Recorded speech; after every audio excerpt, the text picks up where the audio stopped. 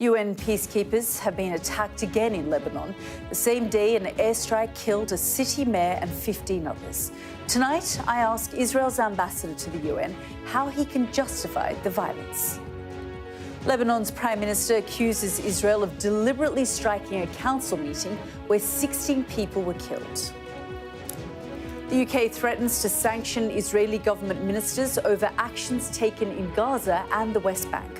One former foreign secretary tells us why it's time to get tougher on Tel Aviv. They've encouraged people to stop aid getting into Gaza and encouraged extreme settlers in the West Bank to carry out illegal acts. So it seemed to me it was worth looking at whether we could sanction these two individual ministers. The battle for the black vote, where in the US state of Michigan, hearing from voters on who they want to take to the White House. Gas was cheaper. I know that my bills were cheaper. Life was better under President Trump. Vice President Harris is the candidate of decency, integrity, and for the people. Also tonight, how war in Sudan has pushed its population closer towards famine. And a case gripping the world. Could new evidence lead to the release of the Menendez brothers? We're live in Los Angeles as their family issue a new plea for their freedom. That's all coming up on The World with me, Yalda Hakim.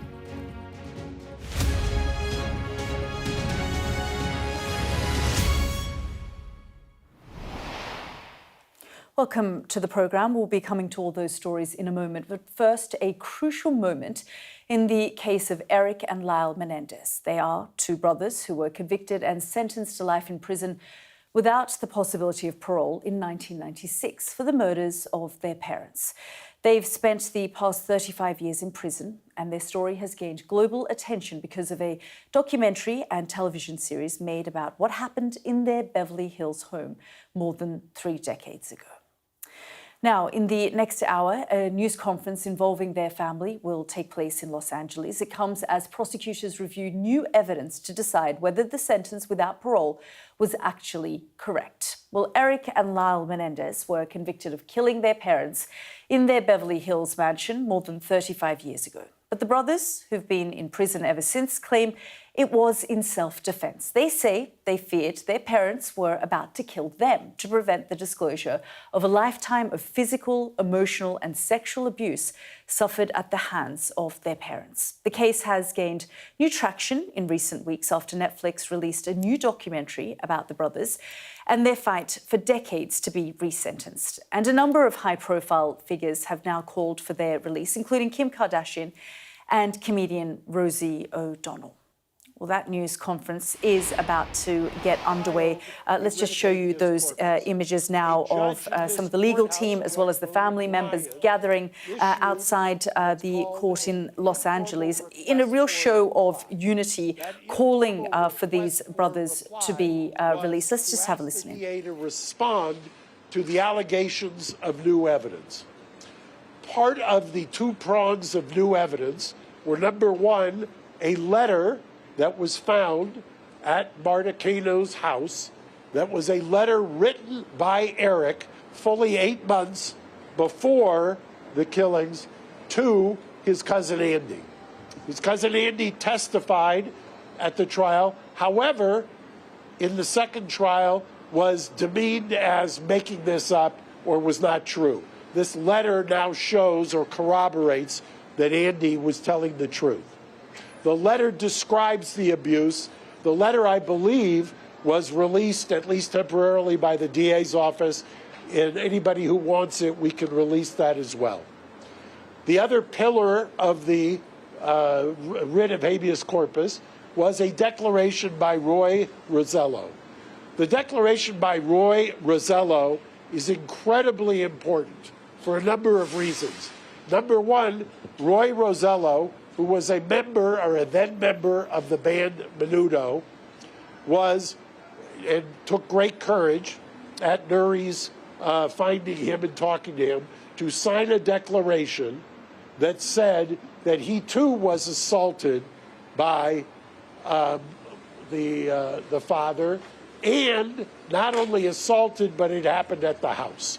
The reason that's important is that it corroborates what was testified to in trial number 1, that it corroborates the fact that the safe place that Jose thought he had was in the house. It corroborates what the family members said was the very uncomfortable rule in that house, that you could not go down the hallway if Jose was with one of the boys. That was the ground upon which he prayed. We have those 2 items. Now, there is a separate track. About 3 months ago, we sent a petition, and mind you, the DA's office, there's been those who have said, well, this is election nearing, blah, blah, blah. We filed this, and the DA has been, Mr. Gascon's office, has been engaged with us productively, strongly, for well over a year. Joan, who you will hear from in about 5 minutes, we actually, because of her young age, she turns 93 next month, we had what's a very rare thing done back in December, which is called a conditional examination. It's a deposition in a criminal case to preserve her testimony. She was there with her lawyer, Brian Friedman, who represents the family. And what we are also on a parallel track doing is asking, and have been asking, the DA to look at the work they have done and resentence them, to support the resentencing.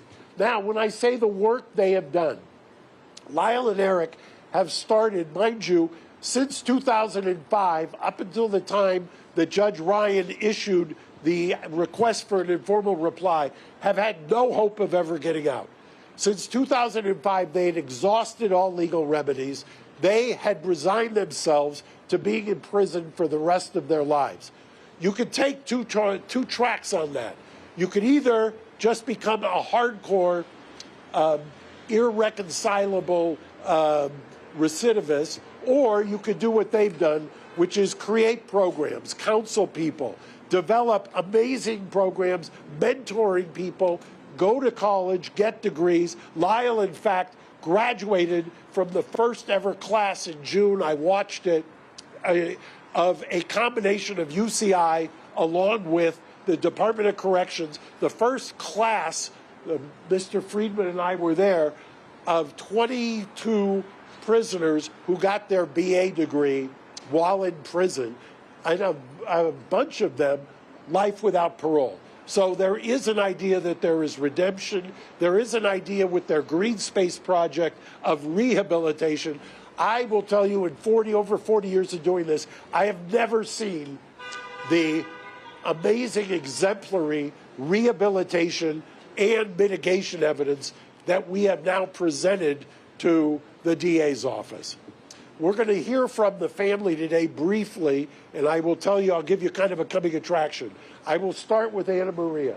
She will tell you exactly the genealogy. We have over 20 relatives, both Kitty and Jose's sides of the family. This is virtually unprecedented in my practice, and I would dare say it anywhere, that 20 family members on both sides, victims, constitutional victims under Marcy's law, are here to urge the DA to resentence. After they're finished speaking to you today, we will then, Mr. Friedman will take them across the street to the Hall of Justice, and they will go through what Gascon does in resentencing, and they will meet with the resentencing unit. They will, under the California Constitution, Marcy's law, they will voice their opinion on why they believe it's time that these gentlemen come home. That they've spent over 35 years, and I've said it once, I've said it twice, if they were the Menendez sisters, they would not be in custody. We have evolved, it's time, and without further ado, I'm going to introduce Anna Maria, who's going to come up and speak. Good afternoon, everyone. Buena tarde. My name is Anna Maria Baralt. I am the niece of Jose Menendez. I stand before you today not just as a member of the Menendez family, but as someone who believes in truth, justice, and healing. Before I get started, I just want to say that I know this is an election season, but for us, this is not a political issue. This is about truth, justice, and healing. On behalf of our whole family, it is my honor to formally introduce our new coalition, Justice for Erik and Lyle. Like so many others, I struggled to process the events of that fateful August day and the loss that I felt. Over time, it became clear that there were two other victims there on that day, my cousins Lyle and Erik. Lyle and Erik would continue to be victimized. They would be victims of a system that wouldn't hear them. And they would be victims of a culture that was not ready to listen. They would be mocked. They would be called cold-blooded killers, left to rot in jail and denied any hope of redemption. If Lyle and Erik's case were heard today, with the understanding we now have about abuse and PTSD, there is no doubt in my mind that their sentencing would have been very different. And yet, despite their circumstances, they have chosen a life of light. Without hope of release, they persevered. They have sought to better themselves and serve as a support and inspiration for survivors all over the world. Their continued incarceration serves no rehabilitative purpose. It's time to recognize the injustice they've suffered and allow them the second chance they deserve. Now here we are, both sides of the family united, sharing a new bond of hope. Hope that with the re-examination of their case, a new outcome will be reached. Hope that this 34-year nightmare will end and that we will be reunited as a family. I am here to ask the District Attorney's Office to take into account the full picture, the truth that was hidden for so long. Lyle and Erik deserve a chance to heal, and our family deserves a chance to heal with them. Please join us.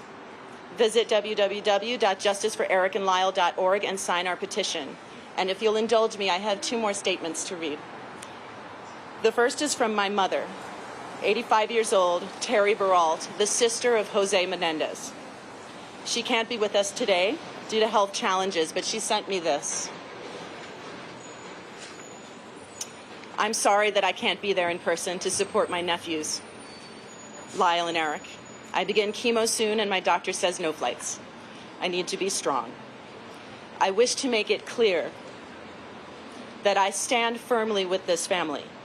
I am Lyle's godmother, and I love them both very, very much.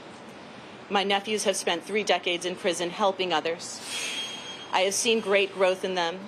Even the law enforcement supervisors and corrections have written letters to the court asking for their resentencing and release. Millions across this country agree. I implore the District Attorney's Office to end our prolonged suffering and release Lyle and Erik back to our family. 35 years is such a long time. You're listening there to Anna Marie Baralt, the niece of Jose Menendez, who was the father of Lyle and Erik Menendez. The two brothers were convicted and sentenced to life in prison without the possibility of parole for the murders of their parents in 1996. They've served 35 years in prison, and now we're seeing this coalition of up to 24 relatives, family members who are speaking at this press conference today, calling for their resentencing and saying it's time for them to be released. Let's bring in our Martha Kellner, who's just outside the court in LA. This is quite extraordinary, actually, Martha, to see this media scrum, to see the attention that this case is getting. It got a lot of attention at the time. And of course, 35 years later, there is still so much fascination in this case as these family members call for their resentencing.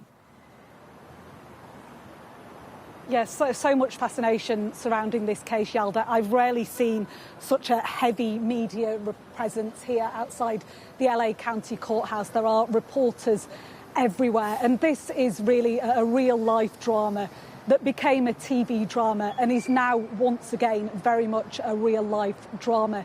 It concerns the story of two brothers, Erik and Lyle Menendez. Back in 1989, their parents, Jose and Kitty Menendez, were brutally murdered. Both of them shot multiple times in their very upmarket home in Beverly Hills. The search for their murderers became a story of national fascination on true crime shows, news shows. until one day their sons, 18-year-old Erik at the time, 21-year-old Lyle Menendez, were arrested and charged with their murder. There was then a very high-profile trial which revealed details, testimony and evidence that was almost as shocking, if not as shocking, as the murders themselves. Both Erik and Lyle testified about what they said was years of abuse at the hands of their father, Jose Menendez. They said he was emotionally terrorising them, sexually abusing them too. There was a hung jury in the first trial. The second trial found them guilty of murder, and they've spent 30 years in prison here in Los Angeles. But now there is a Netflix drama surrounding their case, and new evidence, says their lawyer, that's come to light. A letter which apparently was sent by Erik Menendez when he was 17 years old, so before these murders took place, a letter to a cousin which detailed what he said was sexual abuse by his father. He said he lived in fear. The lawyer for the Menendez brothers just telling this crowd here now that he thinks that that is reason enough for a retrial or at least resentencing. They're calling for immediate release of the brothers. There's also additional evidence, according to this lawyer, from a boy band member in the 1980s who said he was also sexually abused by Jose Menendez, who was a high-profile music executive. The lawyer is backed up by numerous family members of the Menendez brothers, all calling for his release. It will be weighed up in the coming days by the district attorney, so the highest legal figure in Los Angeles, who will decide whether to grant a new trial or whether to release Erik and Lyle Menendez from custody. Martha, thank you so much for keeping across the case for us. We will be joining you again a little later in the programme as you listen to the developments there. As you say, 24 family members now gathered outside the court calling for the retrial or at least the resentencing of these two brothers who were sentenced to life in prison for the murder of their parents. Now let's go to the rest of the day's news. And could the UK government get tougher on Tel Aviv and sanction some of Israel's government ministers? Well, today, Sir Keir Starmer said he was considering taking action against two of Benjamin Netanyahu's top cabinet members, Finance Minister Bezalel Smotrich and National Security Minister Itamar Ben-Gvir. It comes after former Foreign Secretary David Cameron said he had been working on a similar plan before the change of government here in Westminster. Today, he sat down with my colleague Kay Burley to explain why. Have a listen. I was looking at the things we could do to say to the Israelis, look, we back your right to self-defense. We know that you've got to deal with the Hamas threat to your south, the Hezbollah threat to your north. You're in an intolerable situation for a democratic, independent, sovereign country. But at the same time, we do want you to try and obey humanitarian law. And these two ministers are people who have tried, they've encouraged people to stop aid getting into Gaza and encouraged extreme settlers in the West Bank to carry out illegal acts. So it seemed to me it was worth looking at whether we could sanction these two individual ministers. And we've just had, two missile attacks from Iran into Israel, and we're trying to help prevent that from happening using our own planes and military. It seems to me utterly bizarre to be doing that while banning some arms exports from Britain to Israel. So I think a better approach is to look at the sanctions, and I hope that now they will, dig out the work that's being done and have a look. If there are reasons they can't do it, then fine, let's hear them.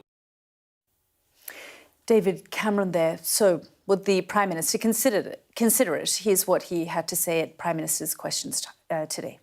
Will the Prime Minister now sanction Ministers Ben-Gvir and Smotrich? We are looking at that because they're obviously abhorrent comments, as he rightly says, along with other really concerning activity in the West Bank, but also across the region. The humanitarian situation in Gaza is dire.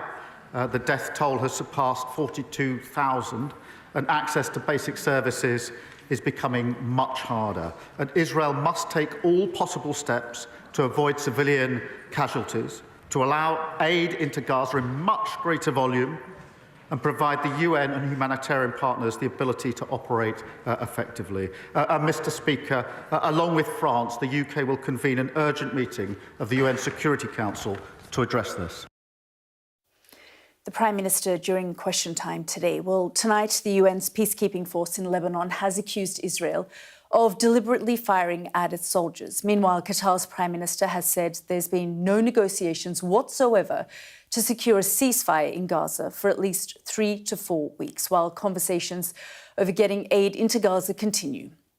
Can it really be that there are no discussions taking place between parties over how to end the war? Well, let's discuss all of this further with Israel's ambassador to the UN, Danny Danon, who joins me now. Ambassador, thank you very much for joining us here on the programme. I first of all want to go back to the point that David Cameron and the Prime Minister have made today and just read to you a little bit on what Israel's Finance Minister and National Security Minister have been saying.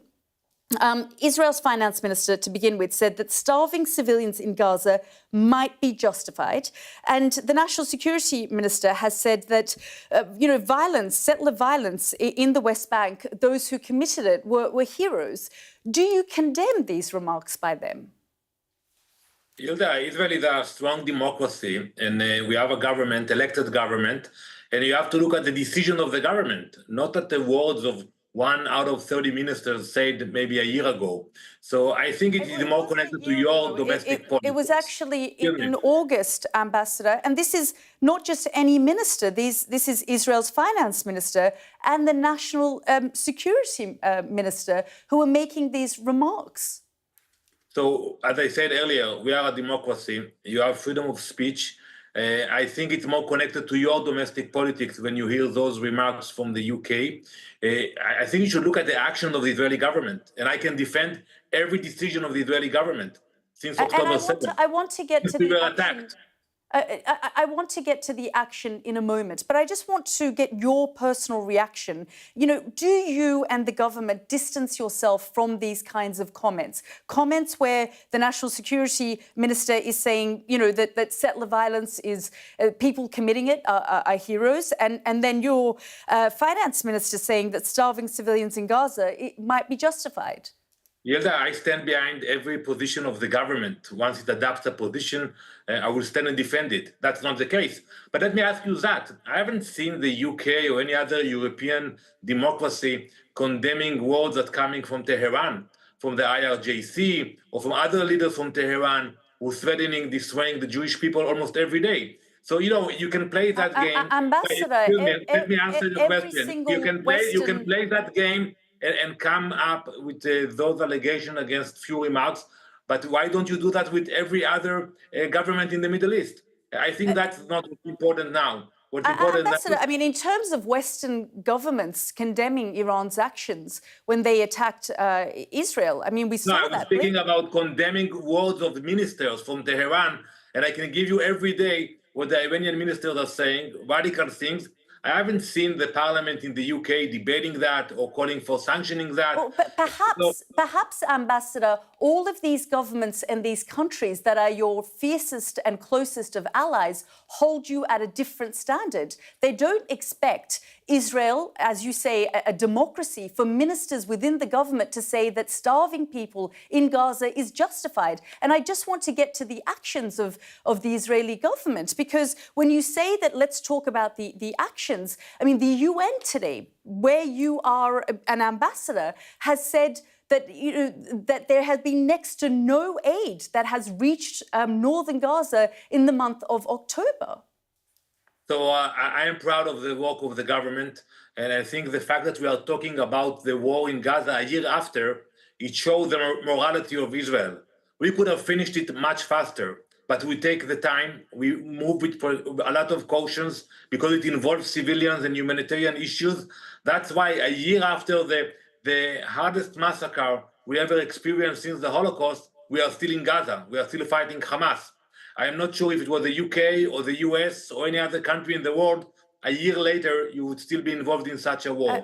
Ambassador, these are countries that are not just your allies, but they are providing your country with military support, financial support. They're asking for proof now that you don't have a policy of starvation in northern Gaza. So today I spoke at the Security Council and I gave the numbers of aid that's coming into Gaza. And the problem is not with the aid. There is enough aid coming into Gaza. the problem that Hamas is still in Gaza. They take advantage of the aid, they hijack, they steal it, and they sell it in the black market. And as long as Hamas will stay in Gaza, there will be no future for the Palestinians in Gaza. So I don't think coming against Israel will help the Palestinians. It's about time, Ambassador, that the Western democracies will realize the sooner we get rid of Hamas, the better and faster. Ambassador, you can talk about Hamas, and you and I have spent the last year talking about October 7, the Hamas attack and the actions of Hamas. I just want to show our viewers this graph that has come from, and their statistics of the Israeli government.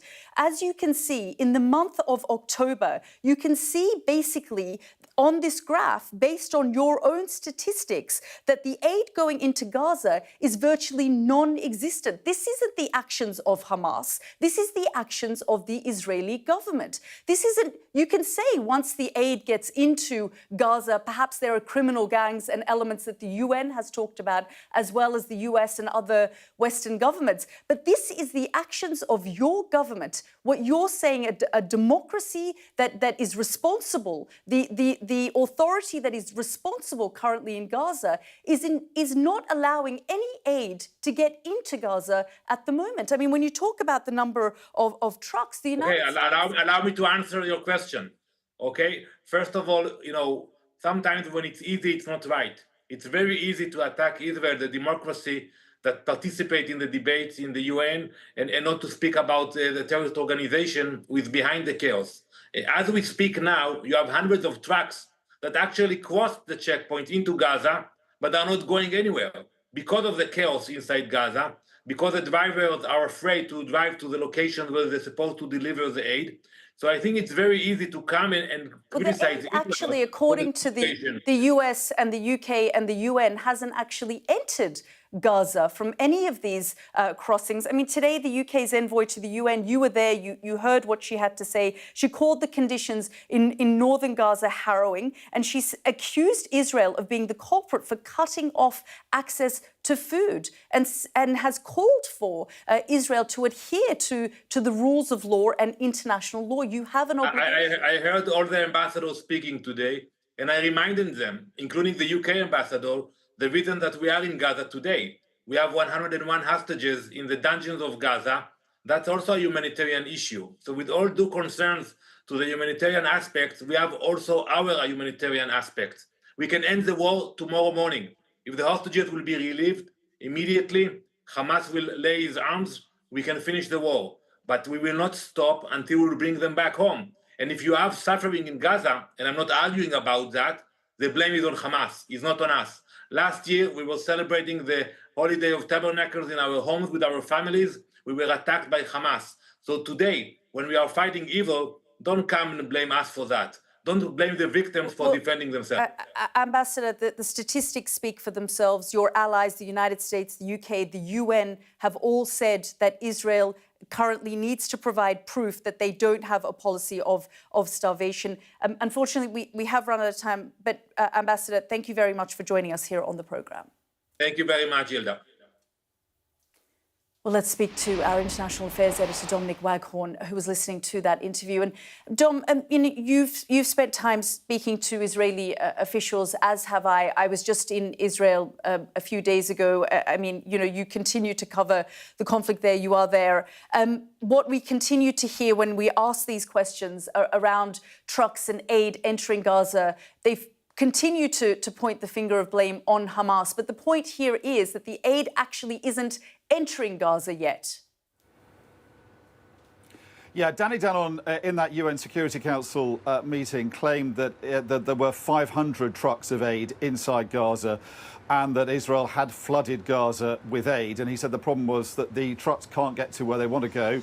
And he repeatedly blamed Hamas, as he did in that interview with you just then, for seizing the aid, hijacking it and selling it, and then using that money, the profits from those sales, to finance the war effort. But, I mean, frankly, that's not the American and British and the UN's view of what is going on in Gaza. The Americans say that Gaza needs 350 trucks of aid a day to go through 4 crossings and a fifth one to be reopened. So whether there are 500 trucks stuck in Gaza or not is fairly academic, if that is the requirement.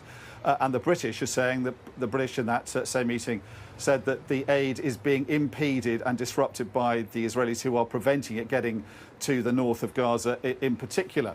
And so the Israelis are having levelled at them those accusations and a huge amount of concern being aired at that meeting from a number of allies of Israel. The Americans are also saying that there is the possibility the Israelis are deliberately starving the people of North Gaza, and they want to have reassurances that isn't happening, which is an extraordinary accusation to be levelled by the Americans at the Israelis. And they want to see the Israelis to come up with proof that isn't happening and that they're going to do more to improve the situation in Gaza within 30 days. Otherwise, military aid could be suspended or restricted to Israel.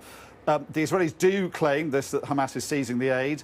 They have a fundamental military problem, though, in northern Gaza, which is that they thought they had Hamas beaten there, and Hamas keeps rearing its head again. It's a game of whack-a-mole. They're into their third ground operation in Gaza, and they're looking for more, it seems, more and more extreme methods to try and snuff out that threat. One of those methods that's being mooted outside the military by former generals is removing the 400,000 Palestinians from northern Gaza so that the Israelis can take their fight more squarely at Hamas. That is really alarming Israel's allies, and that's why I think we've seen such severe reprimands diplomatically in the Security Council today. Whether that leads to any meaningful pressure on Israel, I think, remains to be seen. We have seen a lot of hand-wringing, a lot of rhetoric about concern about Israel over the last year or so, but we now have a situation where, despite all that, for months, all that pressure and condemnation, as the British said, it looks like no aid, no food aid, will get into October possibly at all, and it's September. We saw the lowest amount of aid that we've seen since March, and the total amount of aid dropped by 50%. So all that pressure, all those threats have not actually led to the Israelis doing what their allies want them to do, which is to get enough aid into Gaza to meet its humanitarian needs. Dom, thank you so much for all of your analysis there from Tel Aviv. And just to say, you can see Kay's full interview with Lord Cameron on Breakfast Tomorrow from 7 a.m, where he talks about all of these issues and a host of other things as well. Now, more on a developing story tonight, and the UN's peacekeeping force in Lebanon has accused Israel of deliberately firing at its soldiers. UNIFIL says an Israeli tank damaged a watchtower in the south of the country. It comes after Lebanon's Prime Minister accused Israel of deliberately targeting a council meeting in which a city mayor was killed along with 15 other people.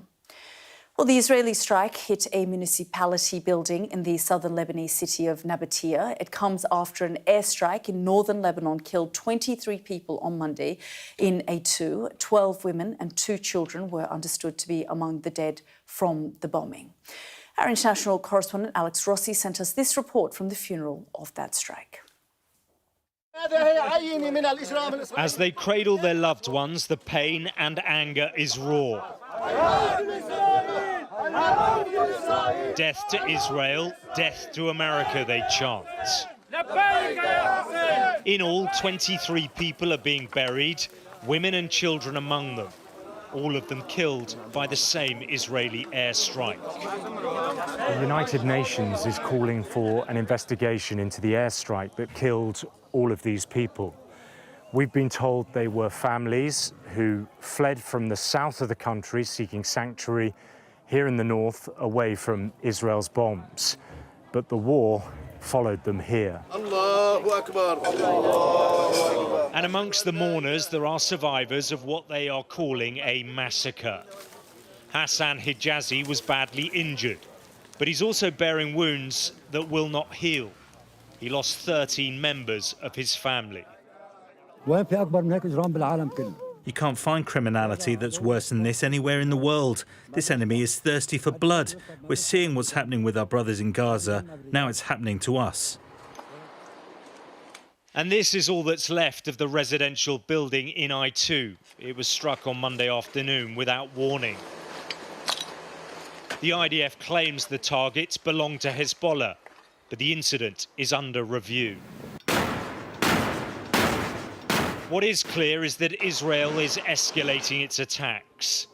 These pictures from the Israeli Navy show them striking Lebanon from the sea. But it is in the south, in Hezbollah's strongholds, where the attacks are the most intense. This is Nabatea, a once vibrant town, but now a place of ruin.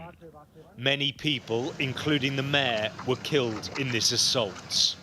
And along the border, the IDF's been blowing up areas where they claim Hezbollah tunnels are sited. The number of people forced from their homes by the fighting is growing. Everywhere you look now on the streets, there are families in makeshift shelters. This conflict is already a catastrophe, and it is getting worse. Alex Rossi, Sky News, Beirut. Well, stay with us on The World. Coming up, we'll head to Michigan, where black voters seem to be turning away from Kamala Harris. We'll cross to Detroit, where Mark Stone has spoken to some who say Trump is their man for the White House.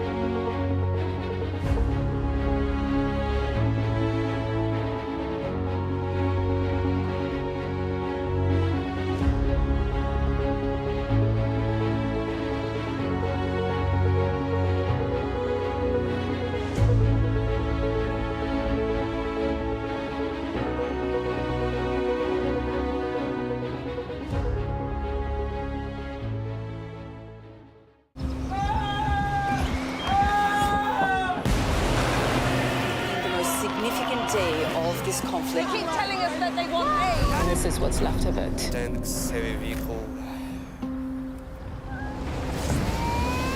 Why only in America? People want their country to work. Just want to jump in a normal life. Why are these homes empty? I want you to be honest with people. That has happened within minutes. Sky News, the full story first. Free wherever you get your news. Welcome back to the programme. Now, it's just under 3 weeks to go until America decides on its next president, and the polls have tightened. We'll have more on the numbers in a second, but here's the bottom line. Have a look at this. The bounce we saw for Kamala Harris after she got the nomination has fizzled away. And because of that, she's taking some risks. Tonight, she'll give her first ever interview with Fox News. That's clearly an attempt to flip some red voters to her cause. She's also making a concerted effort to reach out to black voters. Our US correspondent Mark Stone has been in Michigan to find out why. This street tells the biggest story. There isn't much grand about Detroit's Grand River Avenue. Not along this part, at least. North of gentrified downtown is uptown, forgotten. What you'll see down Grand River is, I mean, it's so bad. It's completely desolate. All black people. And then as soon as you hit downtown, the racial dynamics change. That's our situation, look. Lorenzo Sewell has been a local pastor here for the last few years. So when President Trump said Detroit needs help, this is it. Look, right here. A few days ago, Barack Obama, spooked by the polls clearly, had this. We have not yet seen the same kinds of energy and turnout in all quarters of our neighborhoods and communities as we saw when I was running. That seems to be more pronounced with the brothers. Brothers, help the black woman. I was really offended by it. What did he do for black people? It's almost like they want to seduce us with Obama to say, oh, President Obama, now you got to vote. Now you got to vote for Vice President Harris. Do they think we don't have political prowess? We may be poor and black, but that doesn't mean we're stupid. President Trump is there. I'm here.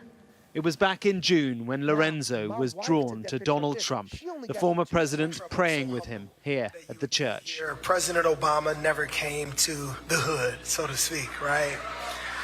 President Joe Biden, he went to the big NAACP dinner, but he never came to the hood. So thank you. Thank you, Pastor. There are plenty within his orbit who are openly racist. And he encourages that with his language, with his rhetoric, all the time. Of course there are things that President Trump says that I don't like because I'm a Christian, right? I'd prefer them to say it a different way, but I'm not voting for a pastor. I'm not voting for a pastor. I'm voting for a leader. Maybe people don't like him, but the world was stable when he was around. Gas was cheaper. I know that. My bills were cheaper. Life was better under President Trump. Everybody knows it. Of course, hardly everybody. Detroit is a Democratic city by a wide margin, but in a key swing state, if Donald Trump can pull just a few, or if they don't vote at all, then Michigan could well be his. And so she's saying, if you don't agree with me on something, let's talk about it. Further down Grand River Avenue, an evening gathering organised by a Democratic Party in a state of angst. Black Men for Harris is the tag. I think most black men in America are determining not do they want to vote for Kamala or Trump, it's do they want to vote for the vice president or stay home. When you look at Donald Trump, again, you find a lot of platitudes and generalities. And there is more concrete policy with Kamala. It's imperative that we win Michigan at all costs. And there's really only one choice. Vice President Harris is the candidate of decency, integrity, and for the people. The problem I'm sort of finding as I travel around, not just Michigan but elsewhere, is that she may be all of those things, but people are voting on the economy, on their back pocket, and you know, they like decency, but they're not going to pay for it. But they like common sense, and people are good judges of character and general context, and so I don't believe that there's a problem. I believe the American people will speak up on November 5th, and we'll have a new president, and her name will be Vice President Kamala Harris. Outside, a hint of another factor. Jill Stein is the progressive, green, independent candidate. If she takes enough Democratic votes, then Harris is in big trouble. I think the Democratic Party has left black voters in the dust. We've been one of the most, if not the most, loyal voting bloc. And some will go left, like you, and some will go right. Yeah, but again, look, this is America. If that's it, that's how it goes. And then from a passerby, this. You put Trump on there. What's that? Put Trump on there. Representative of the majority. You going for Trump? Yeah? No. but a concern for Harris in such a tight race for sure. Well, we'll be speaking to Mark in a moment, but just a closer look at how Kamala Harris is doing in the polls at the moment. According to Sky's average of the most recent polling, Kamala Harris is ahead of Donald Trump by around 2 percentage points across all demographics. A recent poll in swing states suggests that 82% of black voters intend to vote for Ms. Harris, compared with only 12% for Donald Trump. But it also suggests that the vice president loses some favour among black men under the age of 50, with 21% favouring her Republican rival. Overall, Kamala Harris is still behind Joe Biden and Hillary Clinton, who both took nearly 90% of the black vote in their respective elections in 2020 and 2016. Well, let's go straight to Mark, who joins us live now from Detroit. And Mark, it was so interesting seeing there in your piece, the mixed views. Lorenzo, one of the people you spoke to, said, just because we're black does not mean we have to vote for a Donald Trump or a Kamala Harris. Life under Donald Trump felt much better, and it really is coming down to things like the economy, as you said. Yeah, I think Barack Obama's comments late last week were extremely telling. Yes, they showed that the Democratic Party is honestly freaking out about how tight this race is and how real the prospect is that they could, in fact, lose in some of these key swing states. Losing Michigan would be a devastating blow for Kamala Harris because of the electoral votes that it holds, and the path to the White House without Michigan is very hard indeed. So it was telling because it displayed the anxiety within the Democratic Party. I thought it also displayed an arrogance as well on behalf of Barack Obama. This assumption that just because Kamala Harris is black people will automatically vote for her. Oh, no, they won't, is the message that we have got here. It's true, of course, that a majority of black people across the country will, historically, trends suggest, vote for Kamala Harris, vote Democrat, but a critical minority will not, and it appears to be a growing minority. And in such a tight race, that really, really matters.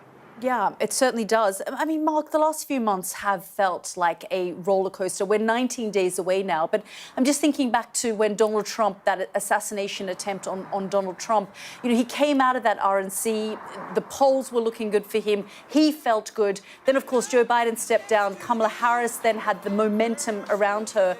But throughout the course of the last few months, we've just seen how absolutely tight this race has been. It's insanely tight. There has never been a race that appears so tight. I mean, it is, of course, worth saying that the polls might be wrong. They have been in the past, but they've been wrong both ways. The polls have underestimated Donald Trump, and they've overestimated him as well. So it is hard to tell, but it looks like it is insanely tight. I remember a few years ago when Donald Trump people were wondering, would he run again? Would he not? And the sort of puzzle seemed to be, when you ask whether Donald Trump could win again, was that, yes, he may well get all the supporters that he got last time around, but he lost last time around. Where's he going to find those extra supporters to push him over the line? Well, I think in places like Michigan, whether it's the black vote, whether it's the Arab American vote, or indeed working class white people, that is perhaps where he is going to find the people that could push him over the line. Unthinkable a few years ago, but I think the three words that sum up those that are now pushed to Donald Trump are disappointment in the Democratic Party, they are change, certainly, and they are the desire that they want something just a little bit different. But, we must also look at the way Donald Trump is behaving, is acting. I mean, behind the good polls that he's getting, he's behaving really quite erratically, extraordinarily. Have a look at this from a couple of days ago. They're both okay. Yes. They're both in good shape. That's wonderful. Would anybody else like to faint? We love that man. We love that man. Put on Pavarotti singing Ave Maria. Nice and loud. Turn it up louder. We want a little action here. Turn it up louder. Let's not do any more questions. Let's just listen to music. Let's make it into a music. Who the hell wants to hear questions, right? Those two people that went down are patriots, and we love them. Yes. And because of them, we ended up with some good music, right? Play YMCA. Go ahead. Let's go. Nice and loud. Here we go, everybody. There's nobody leaving. Keep going. Keep going? Should we keep going? All right, turn that music up. Turn it up.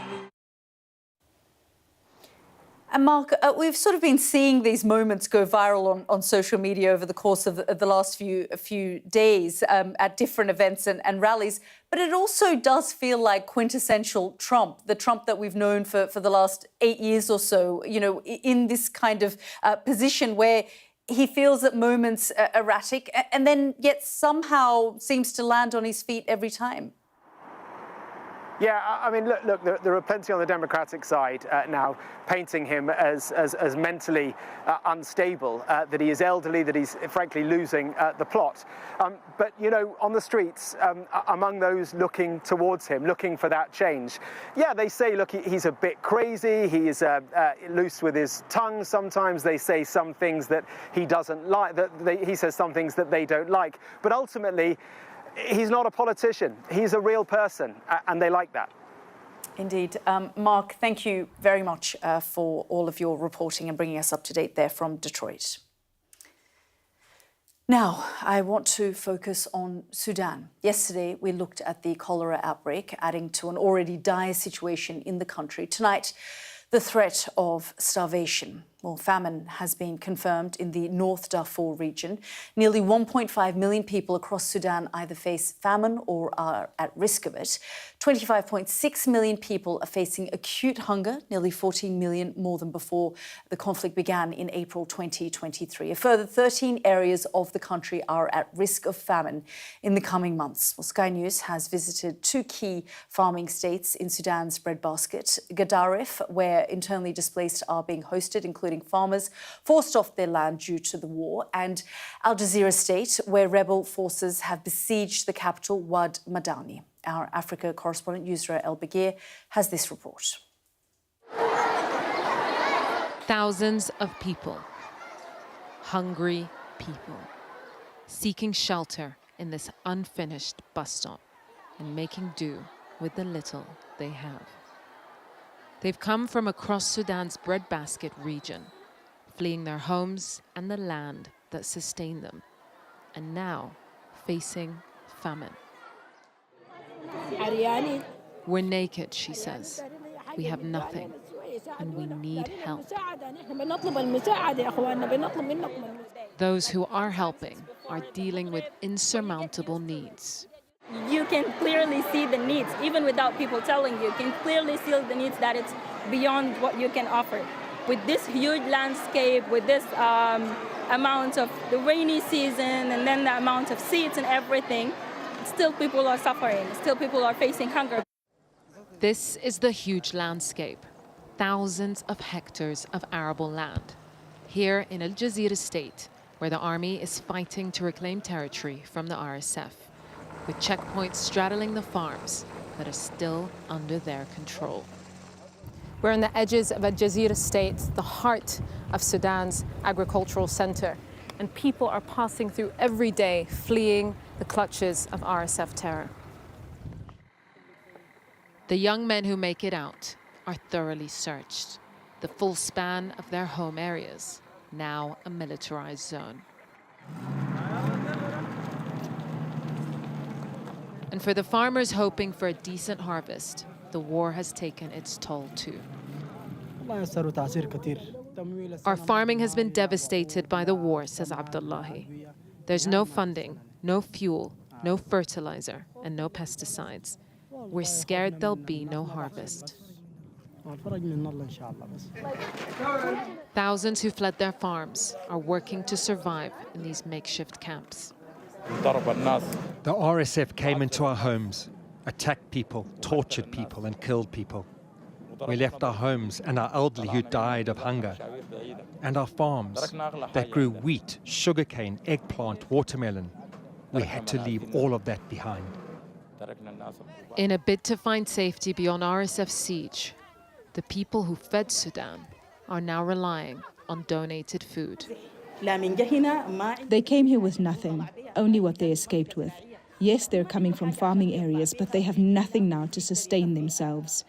They're in need, so we have to intervene. It's these people who face starvation that kept Sudan alive, strengthened by the support of those standing by their side. Yusra al-Bagher, Sky News, Gadaref, Sudan.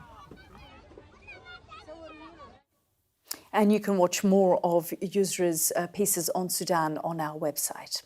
Now, it's Wednesday, which means a new episode of my new podcast, The World, with NBC's chief foreign correspondent Richard Engel, is out. We're both just back from the Middle East, and in today's episode, we're reflecting on another week of war in the region. Have a listen to this. Oh, you can scan the QR code and follow us, and also listen to the podcast wherever you get your podcast, whether that's Spotify or on our website or on Apple as well. We will be bringing these podcasts to you every Wednesday, dissecting the situation right around the world. And as I said, we have been looking at the situation in Lebanon. Richard and I have both travelled back from there, as well as the situation in Israel following the ballistic missile strikes from Iran on Israel. So lots to dissect there. But thank you so much for watching the programme this evening. The news at 10 is on next. From me and the team, goodbye for now.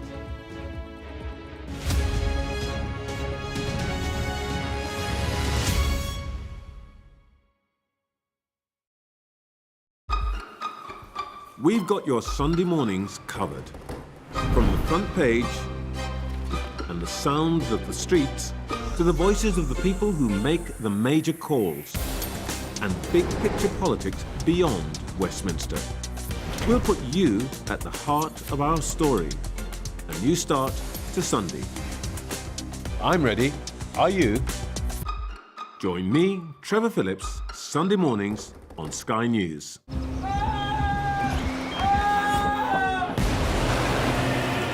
Significant day of this conflict. They keep telling us that they want aid.